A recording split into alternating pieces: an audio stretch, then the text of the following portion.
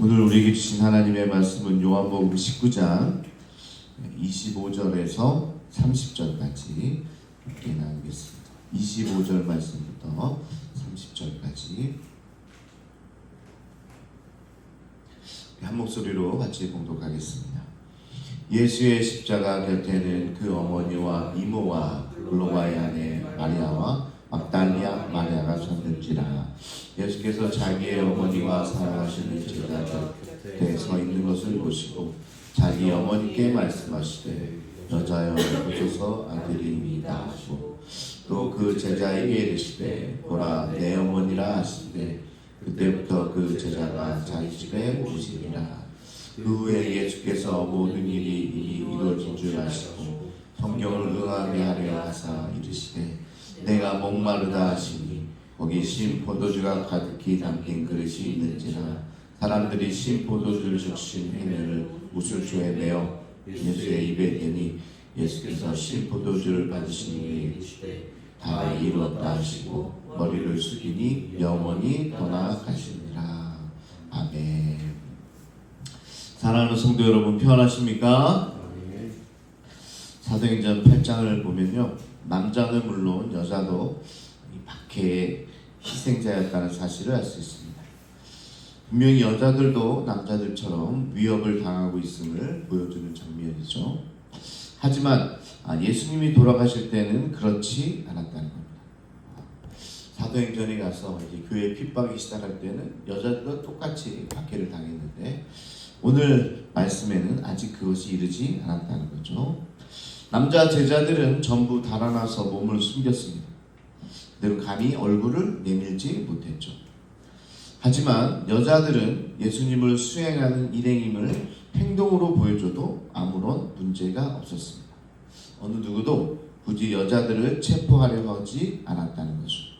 그래서 오늘 마지막 장면에 여자들의 이름이 많이 나오는 겁니다. 자, 이해가 되시죠? 남자들은 위협이 되고 하니까 어떻게 보면 잡아들이려고 그랬더니 제자들은 다 도망갔고 여자들은 그렇게 위협하지 않으니까 지금 여러 사람의 이름이 등장하고 있는 겁니다. 자, 여기까지는 이해가 되고요. 그렇다면 한 사람이 여기서 더 등장하는데 여자가 아니라 남자죠. 우리가 아는 바로 지금 이 요한복음을 적고 있는 요한입니다. 왜 그들은 예수가 각별히 사랑한 제자라고 표현되는 요한을 체포하지 않았을까요?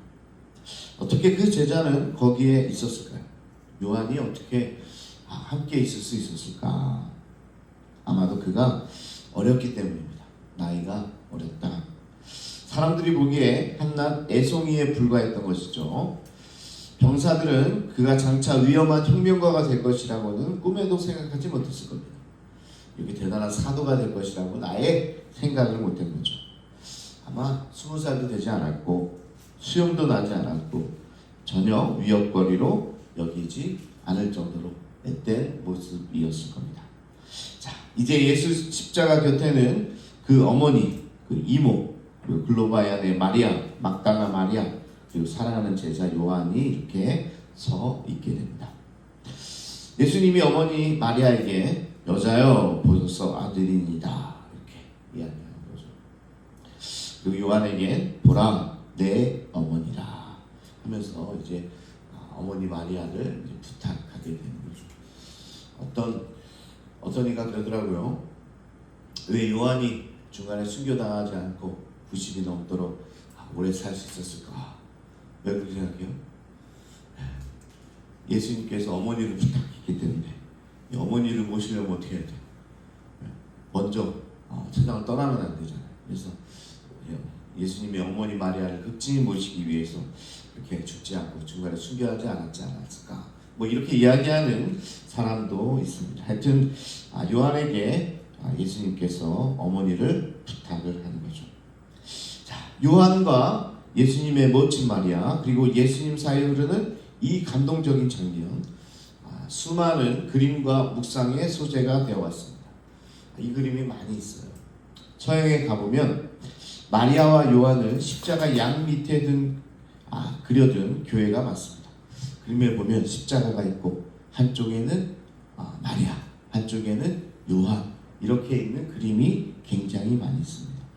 제가 또 사역하던 교회도 또 미국에 있던 교회도 보면 스테인글라스에 예수님 십자가 처형 사진이 이렇게 스테인글라스로, 우리 교회도죠, 스테인글라스로 이렇게 있는데 십자가 처형의 형상 어떻게 되어 있어요? 왼쪽에는 마리아, 오른쪽에는 요한이 그려져 있을 정도로 이 지금 장면이 굉장히 인상 깊은 장면이라는 겁니다. 우리 기대감을 가졌으면 좋겠습니다. 나중에 우리가 유럽에 갈 때, 독일에 갈 때 한번 오늘 말씀을 기억하시고 한번 보시기 바랍니다. 저 요한이구나, 저기 마리아구나, 이렇게 알 수 있을 것 같습니다. 예수님은 어머니에 대해서 여자여라고 부릅니다. 지난번에도 이야기 한번 한 것 같은데요. 여자여 귀내는 함부로 하는 말이 아니라 여자여, 엄마한테 여자여 이렇게 했던 게 함부로가 아니라 극존칭의 언어입니다. 마치 예수님이 처음 사역을 시작했던 가나의 혼인잔치가 생각이 나는데요. 그때 마리아가 예수님께 이야기하죠. 포도주가 다 떨어졌다. 그랬더니 예수님께서 여자여, 내 때가 아직 이르지 아니하였나이다, 이렇게 이야기하잖아요. 기억나시나요? 그때도 이 여자여라고 이야기했습니다. 지금도 마리아는 마침내 그분의 때가 되었다는 것을 완벽히 이해하지는 못했을 겁니다. 이제 정말 예수님의 때가 온 거잖아요. 예수님의 때가 왔는데 마리아는 완벽하게 알지는 못했을 겁니다. 나중에 예수님이 십자가상에서 죽으시고 부활 승천하신 후에 물을 포도주로 바꾸는 질적 변화의 시작점이 이 십자가의 죽음이라는 것을 마리아도 깨달았을 거예요. 물이 포도주로 바뀌는, 완전히 이거는요 화학적인 완전한 변화입니다. 물을 아무리 해보세요, 포도주로 바뀌었어요. 성분이 다른 거잖아요. 우리가 십자가, 이 죽음, 부활, 죽음에서 부활로 가는 건 완전히 질적 변화입니다. 완전히 다른 삶이에요. 그러나 예수님께서 오늘 그것을 이루어 주시는 거고, 또 우리에게 그런 믿음도 주시는 거죠. 자, 이 장면에서 물과 포도주 이야기는 단순히 마리아에게 하신 예수님의 대답보다 훨씬 더 깊은 울림이 우리에게 있는데요. 자, 보세요. 물과 포도주, 이게 계속 연결되어 있습니다. 예수님께서 뭐라고 그러십니까? 내가 목마르다, 이렇게 이야기하잖아요. 십자가상에서 목마르다는 거고 이제 물을 달라는 거죠. 그래서 사람들은 병사들이 마시던 저급한 신포도주를 그분에게 해면에 적셔가지고 우슬초에 달아가지고 드리게 됩니다. 또 포도주가 나오네요. 목이 마르다, 물, 그 다음에 신포도주, 포도주가 나옵니다. 자, 여러분, 이 저자의 의도가 보이시나요? 예수님의 첫 표적과 오늘 마지막 삶의 십자가, 이렇게 연결해서 이야기하고 있는 겁니다. 예수님은 사람들의 입에 오르내릴 만큼 최고의 포도주를 다른 사람들에게 주었잖아요. 그래서 거기 이제 연회장이 이런 귀한 포도주를 평생 내가 맛보지 못했는데 지금 내느냐, 이렇게 이야기하는 장면이 나오잖아요. 하지만 오늘 고뇌의 순간에 십자가상에서 그분 자신은 하급 병사들이 근무 중에 마시는 값싼 포도주를 마시는 거죠. 취하는 거죠. 또 한 가지 요한의 의도가 있는데요. 28절에 예수님은 성경을 응하게 하려 하사 이르시되 내가 목마르다 라고 말씀을 하는 겁니다. 예수님이 앞서 뭐라고 하십니까? 사마리아 여인하고의 대화를 되짚어 보면 알 수 있는데요. 예수님은 그녀에게 생수를 주시잖아요. 그러면서 자신을 믿는 사람들에게 결코 목마르지 않을 것이다, 이렇게 말씀하십니다. 다시는 목마르지 않을 것이다. 그런데 예수님 자신이 뭐라고 하고 있어요? 내가 목마르다, 이렇게 이야기하고 있는 거죠. 예수님은요, 자신에게 오면 누구나 생수를 마시게 될 것이고 더 이상 목마르지 않은 생수의 강을 얻게 된다고 하시는데, 정작 그분은 인생의 절정에서 목이 마르신 거죠. 뭐 앞에서 성경이 응한 대로라는 설명이 있긴 하지만요, 여러분 어떻게 생각합니까? 정말 예수님 안에서 생명의 물이 말라버렸습니까?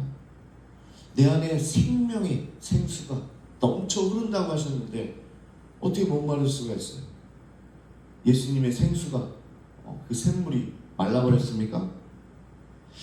여러분, 포도주가 영영 바닥난 것입니까?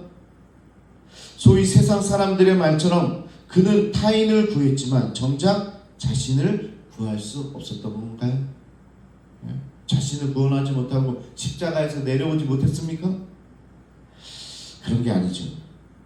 오늘 예수님은요, 오히려 생수의 강이 되시기 위해서 그분 자신이 모든 사람이 처해 있는 자리, 갈증과 수치와 죽음의 자리로 가신 겁니다.